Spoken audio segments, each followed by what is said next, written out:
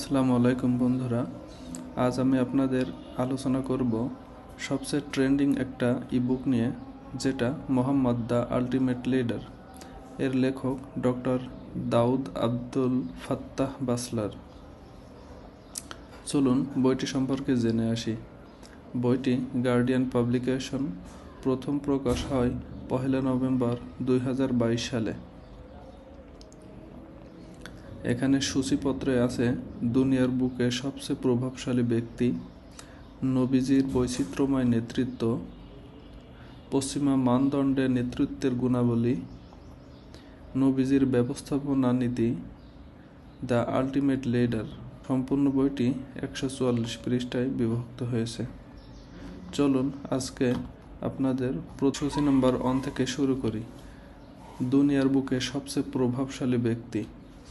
খালিদ ইয়াসিন এমন 5 জন অমুসলিম জীবনীকার সম্পর্কে বলেন, ইতিহাসের পাতায় যারা শ্রেষ্ঠ নেতাদের খুঁজে বেরিয়েছেন, তাদের মধ্যে 3 জন এই সিদ্ধান্তে পৌঁছান।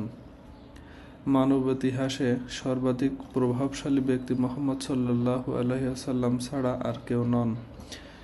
এই জীবনীকারদের একজন মাইকেল এইচ হার্ট, যিনি ছিলেন খ্রিস্ট ধর্মের অনুসারী। তিনি অভিমত দেন, যীশু খ্রিস্ট কারো পিতা ও স্বামী ছিলেন না কোনো শাসক, মিলিটারি কমান্ডার, এমনকি রাষ্ট্রনায়কও।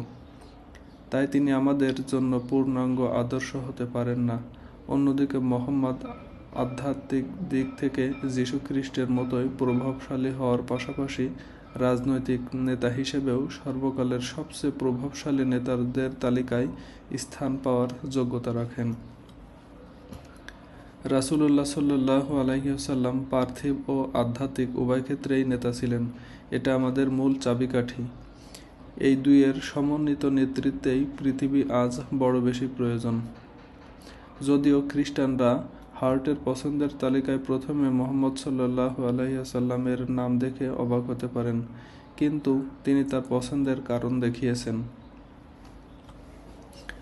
মুহাম্মদকে যীশু খ্রিস্টের উপর স্থান দেওয়া হয়েছে দেখে অবাক হতে পারেন, কিন্তু স্থান দেওয়ার 2টি প্রধান কারণ আছে। প্রথমত, খ্রিস্ট ধর্মের বিকাশে যীশুর চেয়ে ইসলামের বিকাশে মুহাম্মদ অনেক বেশি গুরুত্বপূর্ণ ভূমিকা পালন করেছিলেন। যদিও খ্রিস্ট ধর্মের নৈতিক দৃষ্টিভঙ্গি শেখানোর দায়িত্বে ছিলেন, যা ইহুদি ধর্ম থেকে ভিন্ন। সেন্ট পল, তিনি ছিলেন খ্রিস্ট ধর্মতত্ত্বের বিকাশকারী, প্রধান ধর্মপ্রচারক এবং নিউ টেস্টিমনের বড় অংশের লেখক। অথচ যেখানে মুহাম্মদ সাল্লাল্লাহু আলাইহি ওয়াসাল্লাম নিজেই ইসলামের নৈতিকতার মান এবং ইসলামী ধর্মতত্ত্ব প্রচার করেছিলেন, মূলত তিনি ইসলামের বিকাশের ক্ষেত্রে মূল ভূমিকা পালন করেন। রাসূলুল্লাহ সাল্লাল্লাহু আলাইহি ওয়াসাল্লাম এর চরিত্র নিয়ে আল্লাহ কুরআনে বলেন, অবশ্যই তোমার জন্য রাসূলুল্লাহর জীবনে রয়েছে উত্তম আদর্শ। সূরা আহজাব 21।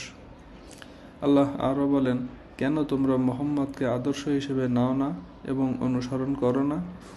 আয়াতটি ব্যাখ্যায় ইবনে কাসির স্পষ্ট করে বলেন, এই আয়াতকে শক্তিশালী করার জন্য কোরআনে আরেকটি আয়াত রয়েছে, আপনি অবশ্যই মহান চরিত্রের অধিকারী।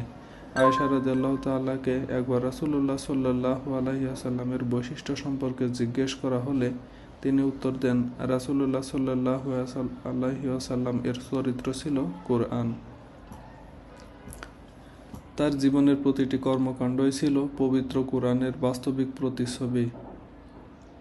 কালামে পাকে বর্ণিত গুণাবলীর তিনি ছিলেন মূর্ত প্রতীক। ইবনে কাসির রাহমাতুল্লাহি আলাইহি ওয়াসাল্লাম এ ব্যাপারে মন্তব্য করেন, কুরআনে যা করতে নির্দেশ দেওয়া হয়েছে তিনি তা করেছেন এবং যা করতে নিষেধ করা হয়েছে সেগুলো এড়িয়ে গেছেন। রাসূলুল্লাহ সাল্লাল্লাহু আলাইহি ওয়াসাল্লামের সম্মোহনী নেতৃত্ব বিশ্ব অসীম বিষয়ে প্রত্যক্ষ করেছে। মাত্র 23 বছরে তিনি ইতিহাসের গতিপথ বদলে দিয়েছেন, পবিত্র আলোর বার্তা ছড়িয়ে দিয়েছেন বিশ্বময়। সত্যিই তার নেতৃত্ব আপাদমস্তক পরিবর্তন করে দিয়েছিল ব্যক্তি থেকে সমাজ, রান্নাঘর থেকে রাষ্ট্র ব্যবস্থা। আব্দুল কাদির আস সুফি তার দি ওয়ে অফ মুহাম্মদ বইতে লিখেছেন, আশ্চর্যজনকভাবে খুব কম সময়ে কিছু সংখ্যক অনুসারী নিয়ে তিনি দল গঠন করেছিলেন। এমন একটি দল যারা ছিলেন তার মাধ্যমে নির্দেশিত। নবীজির উপস্থিতিতে তারা হতেন উদ্ভাসিত, তার সুন্নাহর মাধ্যমে হতেন পবিত্র এবং তার কাছে আসা ওহীর মাধ্যমে পরিচালিত হতেন। নবী রাসূলের বার্তার উৎস ছিল এক। আল্লাহ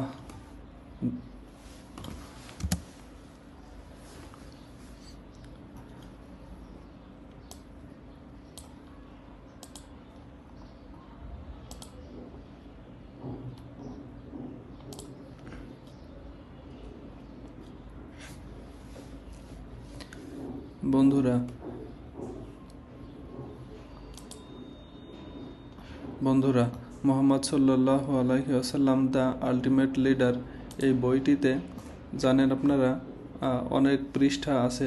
এই জন্য এই বইটি আপনাদের অনেক ভাগ ভাগ করে আমি শোনাবো।